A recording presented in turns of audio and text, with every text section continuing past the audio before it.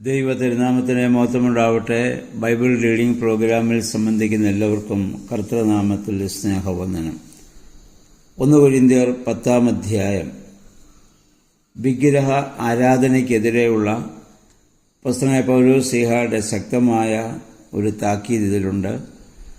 കൂടാതെ മാമോദീസായെക്കുറിച്ചും വിശുദ്ധ കുർബാനയെക്കുറിച്ചും അതിൻ്റെ ആ പ്രസക്തി വളരെ ശക്തമായി ഈ 10-ാം അധ്യായത്തിൽ നമുക്ക് കാണാൻ സാധിക്കുന്നുണ്ട്. ആദ്യം പറയുന്നത് ഇസ്രായേൽ ജനത്തിൻ്റെ ആ ചെങ്കടൽ കടന്നതാണ്. അതൊരു സ്നാനമായിരുന്നു. അവിടെ പൗലോസ്ലീഹ അവരെ ഓർമ്മപ്പെടുത്തുന്നു. നമ്മുടെ പിതാക്കന്മാരെല്ലാവരും മേഘത്തിന് കീഴിലായിരുന്നു. അവർ മേഘത്തിലും സമുദ്രത്തിലും സ്നാനമേറ്റു, മോശയോട് ചേർന്നു. എല്ലാവരും ഒരേ ആത്മീയ ആഹാരവും ഒരേ ആത്മീയ പാനീയവും അവർ കുടിച്ചു. അവരെ അനുഗമിച്ച പാറയിൽ നിന്നല്ല അവർ കുടിച്ചത്, ആ പാറ ക്രിസ്തുവായിരുന്നുവെന്നാണ്. അതായത് പഴയ നിയമത്തിൽ വീണ്ടെടുപ്പുകാരനായ മോശയോട് ഇസ്രായേൽ ജനം ചേർന്നത് ഒരു സ്നാനം കഴിഞ്ഞാണ്. ആ സ്നാനം ചെങ്കടൽ കടന്നതാണ്. ആ ചെങ്കടൽ കടന്നത് വാസ്തവത്തിൽ ഉണങ്ങിയ നിലത്തൂടാണെന്ന് നമുക്കറിയാം. വെള്ളമില്ലാതെ ആ ഉണങ്ങിയ നിലത്തൂടാണ് അവർക്ക് അക്കരെ കടക്കാൻ സാധിച്ചത്. പക്ഷേ ഇവിടെ പൗലോസ്ലീഹ പറയുന്നു അവിടെ ഒരു സ്നാനം സംഭവിച്ചു. എന്നിട്ട് ആ സ്നാനത്തോടു കൂടിയാണ് പഴയ നിയമത്തിലെ വീണ്ടെടുപ്പുകാരനായ മോശയോട് അവർ ചേർന്ന് അവരുടെ ആ യാത്ര അവിടെ ആരംഭിക്കുന്നത്. ഇത് നമ്മുടെ ആത്മീയ യാത്രയ്ക്ക് ഒരു മുൻകുറിയാണ്. നമ്മളും സ്നാനത്തിൽ യേശുവിനോട് നമ്മൾ ഇത് ചേർക്കപ്പെടുകയാണ്. മോശ ആരെ സൂചിപ്പിച്ചുവോ ആ യഥാർത്ഥ വീണ്ടെടുപ്പുകാരനാണ് നമ്മുടെ കർത്താവ്. ഇത് സ്നാനത്തിന് ഒരു മുൻകുറിയാണ്. മാമോദീസായുടെ ഒരു മുൻകുറിയായി ഇതിനെ കാണാവുന്നതാണ്. ഇന്ന് നൂതന സഭകളൊക്കെ ചോദ്യം ചെയ്യുന്നൊരു കാര്യമാണ് ശിശുക്കൾക്ക് സ്നാനം നൽകുന്നത്. ശരിയാണോ എന്ന് ചോദിക്കുന്നവരുണ്ട്. നോക്കുക, ഇവിടെ ലക്ഷക്കണക്കിന് ആളുകളാണ് ആ സമയത്ത് ഈ ചെങ്കടൽ കടന്ന് അക്കരെ പോയത്. അതിനകത്ത് ഏതെല്ലാം പ്രായത്തിലുള്ള ആളുകളുണ്ടായിരുന്നു. വൃദ്ധന്മാരുണ്ടായിരുന്നു, യൗവനക്കാരുണ്ടായിരുന്നു, ബാലന്മാരുണ്ടായിരുന്നു, ശിശുക്കളുണ്ടായിരുന്നു, ഗർഭസ്ഥ ശിശുക്കൾ വരെയുണ്ട്. മരുഭൂമി ചെന്നതിന് ശേഷം പിന്നീട് ജനിച്ചവരാരും ഇവിടെ തിരിച്ചു വന്ന് ചെങ്കടൽ കടക്കാൻ വേണ്ടി ശ്രമിക്കുന്നില്ല. കാരണം ഇവരെല്ലാവരും മോശയോട് ചേർന്നു. ആ ചെങ്കടൽ കടന്നപ്പോൾ തന്നെ മോശയോട് ചേർന്നു. അവരെ അനുഗമിച്ച ആത്മീയ പാറ, ഒരേ ആത്മീയ ആഹാരം, അവർ കഴിച്ച ആത്മീയ ആഹാരം മന്നായാണ്. അവർ കുടിച്ച ആത്മീയ പാനീയം പാറയിൽ നിന്നുള്ള വെള്ളമാണ്. ഇത് പുതിയ നിയമത്തിൽ കർത്താവിൻ്റെ തിരുശരീര രക്തങ്ങളുടെ മുൻകുറിയാണ്. അപ്പോൾ നമ്മളും വീണ്ടെടുപ്പുകാരനായ മോശയോട് ചേർന്ന് ഒരേ ആത്മീയ ആഹാരവും ഒരേ ആത്മീയ പാനീയവും കർത്താവിൻ്റെ ശരീരവും രക്തവും ഭക്ഷിച്ച് നമ്മൾ ആ കർത്താവിനോട് ചേർന്ന് നമ്മൾ യാത്ര ചെയ്യുകയാണ്. അപ്പോൾ പാപത്തിൻ്റെ അടിമത്തിൽ നിന്നുള്ളതായ വിമോചനം ഒരു പുതിയ ജീവിതത്തിലേക്കുള്ള പ്രവേശനമാണ്. അപ്പോൾ അതിലൂടെ സാധ്യമാകുന്നത് ക്രിസ്തുവിൻ്റെ നിയന്ത്രണത്തിലും അവനോട് കൂടിയും ആയിത്തീരുകയാണ്. അപ്പോൾ പുതിയ നിയമത്തിൽ നമ്മുടെ ഒരേ ആത്മീയ ഭക്ഷണം വിശുദ്ധ കുർബാന, ഒരേ ആത്മീയ പാനീയം കർത്താവിൻ്റെ തിരുരക്തം. അപ്പോൾ നമ്മുടെ കർത്താവിൻ്റെ ശരീരത്തിൻ്റെയും രക്തത്തിൻ്റെയും നിഴൽ അഥവാ ദൃഷ്ടാന്തമാണ് പഴയ നിയമത്തിൽ സംഭവിച്ചതെന്ന് പൗലോസ്ലീഹ ശക്തമായി ഇവിടെ ഓർമ്മപ്പെടുത്തുകയാണ്. അതുകൊണ്ട് യോഹന്നാന്റെ സുവിശേഷം 6-ാം അധ്യായത്തിൽ യേശു പറഞ്ഞു, ഞാൻ ജീവന്റെ അപ്പമാണ്. അപ്പോൾ എൻ്റെ ശരീരം ഭക്ഷിക്കാതെയും എൻ്റെ രക്തം കുടിക്കാതെയും നിങ്ങൾക്ക് ജീവൻ ഒരിക്കലും ഉണ്ടാവുകയില്ല.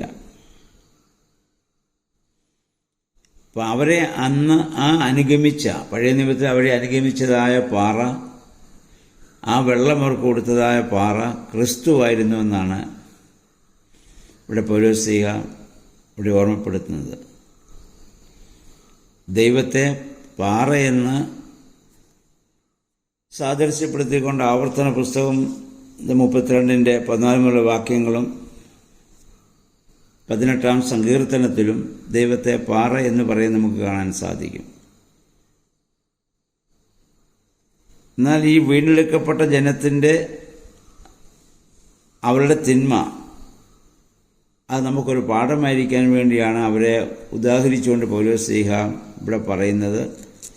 അവരങ്ങനെ അത്ഭുതകരമായി ചെങ്കടൽ കടന്ന് പഴയ നിയമ വീണ്ടെടുപ്പുകാരനായ മോശയോട് ചേർന്ന് ആത്മീയാഹാരവും ആത്മീയ പാനീയവും ഒക്കെ കുടിച്ചെങ്കിലും അവർ മരുഭൂമിയിൽ വെച്ച് ദൈവത്തോട് അവർ മത്സരിക്കുകയും അവിടെ അവർ മരിച്ചു പോകുവാൻ കാരണമായിട്ട് തീരുകയും ചെയ്തു.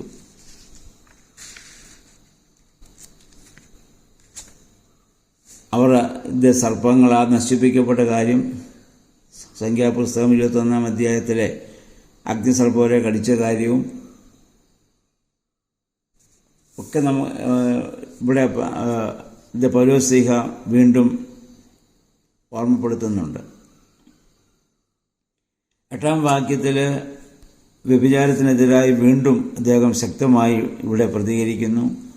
അന്നത്തെ ദേവീക്ഷേത്രങ്ങളിൽ ദേവദാസി സമ്പ്രദായങ്ങളുണ്ടായിരുന്നു. അതുപോലെ നിങ്ങളുടെ ഇടയിൽ അങ്ങനെ സംഭവിക്കാൻ പാടില്ല. ഇവിടെ വ്യഭിചാരമെന്ന് പറയുമ്പോൾ ശാരീരികമായ ബന്ധം മാത്രമല്ല, ആത്മീയമായ വ്യഭിചാരമുണ്ട്. അതാണ് സഭയോട് ചേർന്ന് നിന്നുകൊണ്ട് മറ്റ് ദൈവങ്ങളെ, മറ്റ് ആശ്രയങ്ങളിലേക്ക് നമ്മൾ പോകുന്നത്. അത് ആത്മീയമായ ഒരു വലിയ വ്യഭിചാരമാണ്. അതുകൊണ്ടാണ് പ്രവാചകന്മാരെ വിലപിച്ചത്. ഇസ്രായേൽ കന്യക പരസംഗം ചെയ്തു. ഇസ്രായേൽ യഹോവയ്ക്ക് വിവാഹം നിശ്ചയിക്കപ്പെട്ട മണവാട്ടിയായിരുന്നു. അവർ മറ്റു ദൈവങ്ങളുടെ പിന്നാലെ പോയപ്പോൾ ആത്മീയമായ വ്യഭിചാരം അവിടെ സംഭവിച്ചു എന്നുള്ളതാണ്. 11 വാക്യത്തിൽ പൗലോസ്ലീഹ പറയുന്നു, ഇവയെല്ലാം നീ മേൽ പറഞ്ഞതൊക്കെ ഇത് ചരിത്രപരമായ കാര്യങ്ങളാണെങ്കിൽ അത് എന്തിനാണ്? നമ്മുടെ പഠനത്തിന് വേണ്ടി അത് എഴുതിയിരിക്കുകയാണ്, നമുക്കത് മനസ്സിലാക്കാൻ വേണ്ടി. പിന്നെ 13 വാക്യത്തിൽ പറയുന്നു, അത് ജീവിതത്തിൽ പരീക്ഷകൾ ഉണ്ടാവുക എന്നുള്ളത് സാധാരണമാണ്. ശോധനകളുടെ അനുഭവങ്ങളുണ്ടാവും, പക്ഷെ വീഴാതെ സൂക്ഷിക്കണം. ദൈവം ഒരിക്കലും ഉപേക്ഷിക്കുകയില്ല. ദൈവം നമുക്ക് പരീക്ഷകളെ നൽകുന്നെങ്കിൽ അതോടൊപ്പം അതിനെ അതിജീവിപ്പാനുള്ള വലിയ ശക്തി ദൈവം നമുക്ക് നൽകിക്കൊള്ളും. അതിൽ നിന്ന് ഒഴിഞ്ഞ് മാറുവാനുള്ള മാർഗവും ദൈവം നമുക്ക് കാണിച്ചു തരും. 14-15 വാക്യങ്ങളിൽ വിഗ്രഹ ആരാധനയിൽ നിന്ന് വിട്ടകലുവാൻ ശക്തമായി അദ്ദേഹം ആവശ്യപ്പെടുന്നു. 16-17 വാക്യങ്ങളിൽ വിശുദ്ധ കുർബാനയെക്കുറിച്ച് വിശുദ്ധ പൗലോസിൻ്റെയും ആദിമസഭയുടെയും വിശ്വാസം നമുക്കിവിടെ കാണാൻ പറ്റും. നമ്മൾ വാഴ്ത്തുന്നതായ ഈ പാനപാത്രം മശിഹായുടെ രക്തത്തോടുള്ള പങ്കുചേരലല്ലയോ? മുറിക്കുന്ന അപ്പം മശിഹായുടെ ശരീരത്തിൻ്റെ പങ്കുകൊള്ളലുമല്ലയോ? അല്ലയോ എന്ന ചോദ്യത്തിൽ നിന്ന് അങ്ങനെയാകുന്നുവെന്ന് വളരെ ശക്തമായ ഭാഷയിൽ അദ്ദേഹം ഇവിടെ പ്രബോധിപ്പിക്കുകയാണ്. അപ്പം കോരിന്തിൽ സഭ ആരംഭിച്ചപ്പോൾ തന്നെ ഈ വിശ്വാസ സത്യം, ഈ ഡോക്ട്രിൻ ശ്ലീഹ അവരെ പഠിപ്പിക്കുകയാണ്. അതുകൊണ്ട് ആ വീഞ്ഞും ആ അപ്പവും വാഴ്ത്തൽ കഴിയുമ്പോൾ കർത്താവിൻ്റെ ശരീരവും രക്തവുമായിട്ട് തീരുന്നു. അത് ശരീരം പോലെയോ രക്തം പോലെയോ ആവുകയല്ല എന്നുള്ള കാര്യം നമ്മൾ ഓർക്കണം. അത് ശരീരവും രക്തവുമായി മാറ്റപ്പെടുന്നു. ഈ ശ്ലൈഹികമായ വിശ്വാസം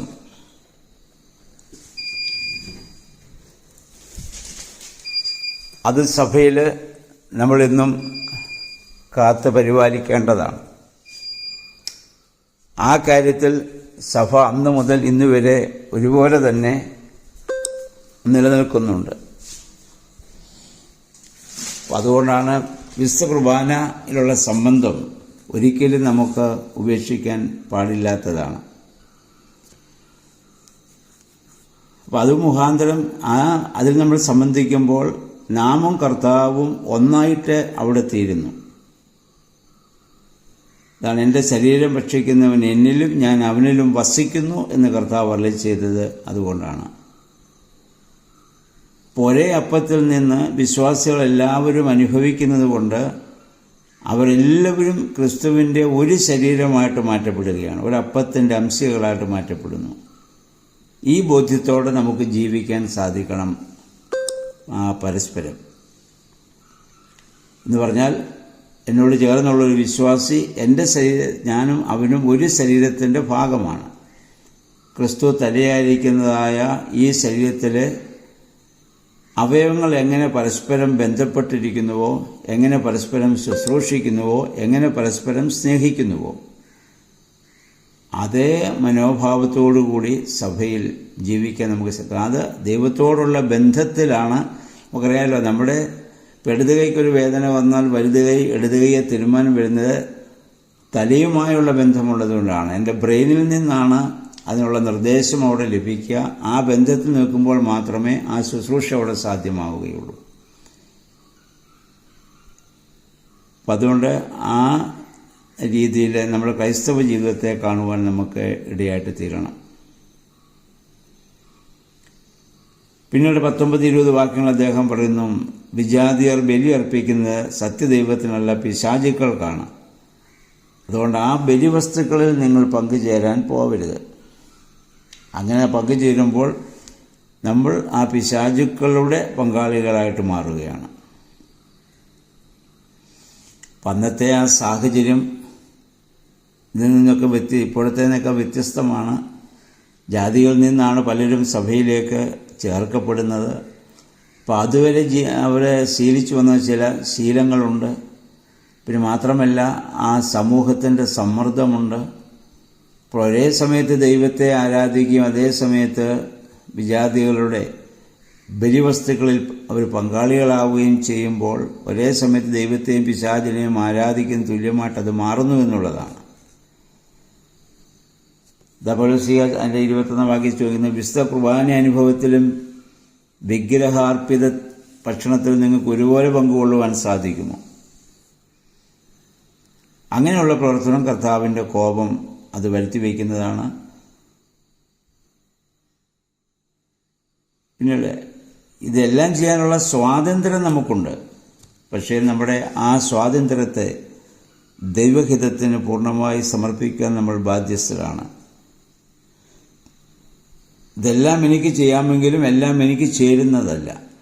ഞാൻ വിളിക്കപ്പെട്ടവനും വേർതിരിക്കപ്പെട്ടവനും ആണെന്നുള്ള ബോധ്യത്തോടെ ഭക്ഷണപദാർത്ഥങ്ങളെ പോലും സമീപിക്കുവാൻ നമുക്ക് സാധിക്കണമെന്നുള്ളതാണ്. ഒന്നിനും നമ്മൾ അടിമയാകാൻ പാടില്ല. അതുകൊണ്ട് ആത്മീക വർധന വരുത്തുന്ന കാര്യങ്ങൾ മാത്രമേ നമ്മൾ ചെയ്യാവൂ എന്ന വലിയ ശക്തമായ ഒരു മുന്നറിയിപ്പാണ് ശ്ലീഹ ഇവിടെ നൽകുന്നത്. പിന്നെ ആരും അവരുടെ സ്വന്തം കാര്യം മാത്രം നോക്കരുത്, സഹോദരൻ്റെ കാര്യം കൂടി അവൻ നോക്കണം. എന്നാൽ എൻ്റെ പ്രവർത്തനം എൻ്റെ കൂട്ടുകാരൻ്റെ മനസ്സിൽ എന്ത് പ്രതികരണമാണ് ഉണ്ടാക്കുന്നത് എന്ന ചിന്തയോടെ വേണം ഓരോരുത്തരും പ്രവർത്തിക്കുവാൻ. അല്ലാതെ എൻ്റെ ഇഷ്ടം പോലെ ഞാൻ പ്രവർത്തിക്കും എന്നുള്ള മനോഭാവത്തോടെ നമുക്ക് പ്രവർത്തിക്കാൻ സാധിക്കുകയില്ല. അതാണ് മുമ്പേ പറഞ്ഞത്, നമ്മുടെ തലയുമായുള്ള ബന്ധത്തിൽ അവയവങ്ങൾ ഇവിടെ നിലനിൽക്കുമ്പോൾ ഒരവയവം മറ്റൊരു അവയവത്തിന് ഒരിക്കലും ദോഷം ചെയ്യുകയില്ല. അവ തമ്മിൽ വലിയ സ്നേഹത്തിലും ഐക്യതയിലും പരസ്പര ശുശ്രൂഷയിലും നിലനിൽക്കുന്നത് പോലെ വിശ്വാസികൾക്ക് നിലനിൽക്കുവാൻ സാധിക്കണം. 34 വാക്യങ്ങൾ അദ്ദേഹം പറയുന്ന എല്ലാ പ്രവർത്തനത്തിൻ്റെയും ആത്യന്തിക ലക്ഷ്യം ദൈവനാമ മഹത്വമായിരിക്കണം. എല്ലാം ലക്ഷ്യം അതാണ്.